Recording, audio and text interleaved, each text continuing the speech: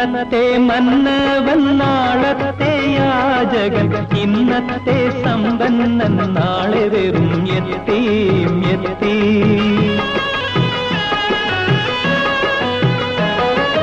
ഇന്നത്തെ പൂമേട് നാളത്തെ പുൽക്കുടിൽ ഇന്നത്തെ മർദീതൻ നാളത്തെ സുൽത്താൻ അല്ലാഹുവിൻ കാരുണ്യമില്ലെങ്കിൽ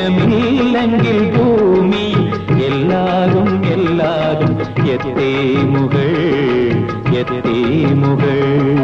തീമിൻ കണ്ണുനീർ തുടയ്ക്കുവാൻ എന്നെന്നും എത്തുന്നോനല്ല